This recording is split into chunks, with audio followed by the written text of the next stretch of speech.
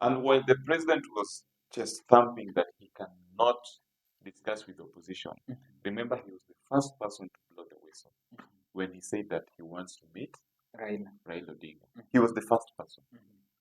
And when Raila saw that, with his wisdom, he accepted, fine, they can sit down and discuss.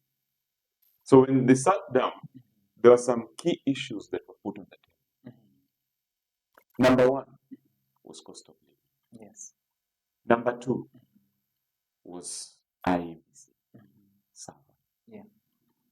Number three was about the issue about the selection panel of the, and there was also another issue of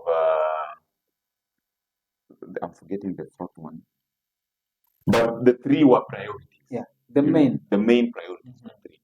They'll come back. I'll just pick on them one by one. Yes. Yeah. So when they first sat to agree, there was lack of goodwill from the government side, because they were feeling like some of the agendas that were being put on the table are their responsibility, and the opposition should not tell them how to do them. But Kenyans still insisted that we must sit down and discuss, and there was continuous protests on the streets. Yes. So they came up with a solution finally, that there has to be a procedure that has to be put in place that is now legal, that can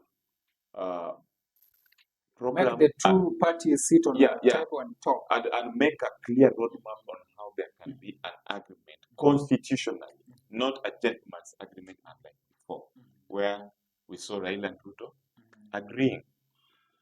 And some were also saying that, oh, we don't want this or we don't want that. And that is when we saw for the first time the Pan-African friends coming on board. And we had that Leguna Abasanjo was in town. Yeah.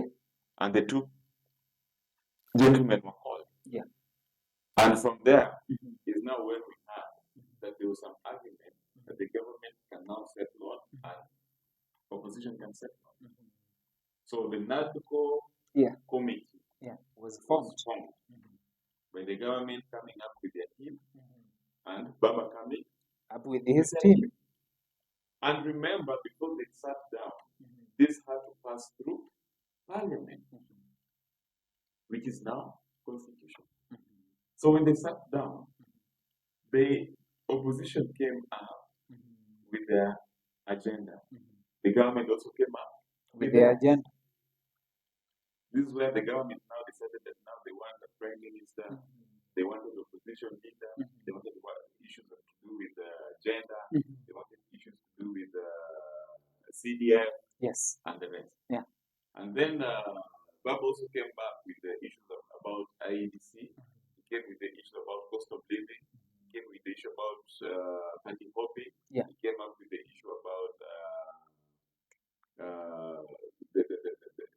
the commission of the setup of the commission of the IEDC and so forth. Yeah. So when they sat down, Baba identified Kalonzo as the chair. Yeah. They also came up with Kimani Chungwa as the chair. And Wamalwa, Jeremiah Kioni, from the other side of the opposition to this meeting. And they also copied their team. Yeah. So there was a time frame that was given of up to 1 month for this to be discussed. And Kenyans were now for the first time hopeful that now there could be something at the end of it. So they sat down, they discussed, sometimes they disagreed. I remember at some point we had reckless statements from the government, like it's a waste of time, blah, blah, blah. There was still hope. There was no the Nadco still was in until finally it came out. They reached out to a win-win situation. A common agreement. Yeah.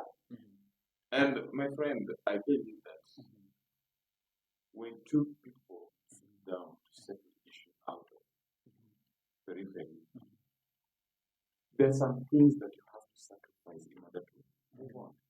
They say that 2 steps forward, 1 step backward is not allowed. Yeah.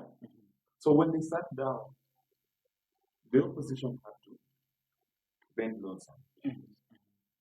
Not because they were weaker on pushing for these issues, but because of how the government was seeing the perspective and dimension of the government on how they were seeing these agendas that were brought forward.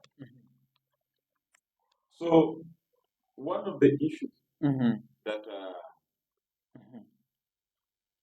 our side did not succeed on to push was issue on the cost of living. Yes. That is the Nadco report. Yeah. And of course, even the government did not succeed in some of the things that they wanted. But Baba came out and said, we have not lost. We have not lost. There's some issues that we were fighting for and championing for. Yes. But we cannot assume that we've lost because there's some other issues that we have also succeeded. So the quarter of the agenda that was brought forward was achieved. If it was to score, we scored 80%. Out of 80% 100. is a pass. Yeah. And the issue about cost of living indeed was an issue. Yeah. But Baba said they have tried to speak to the government on how to organize issues with cost of living, but they have refused. And since they are not government and there's government, let them do it the way they want. They want it. That is their own faith. So meaning, I want to cut you short. Thank you so much. Meaning, according to the ODM affiliation or ODM party or the Azimio party, or the Azimio coalition, whatever we can call it, they've given up on the cost of living as right now. There are a number of families who cannot even put 3 meals a day on the table. So meaning the coalition has given up on the issue of living cost as Kenyans are suffering. Sure. You know, Yes. one of the agenda in the political manifest of Kenya Kwanza was to make the cost of living affordable. And that was what they anchored in their campaign.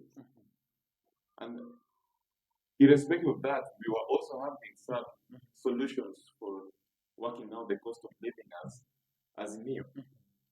And if you compare the two, there was so much reality in Azimio, and Kenya Kwanza was more of hallucination. But they insisted. And now Kenyans were seeing that it was not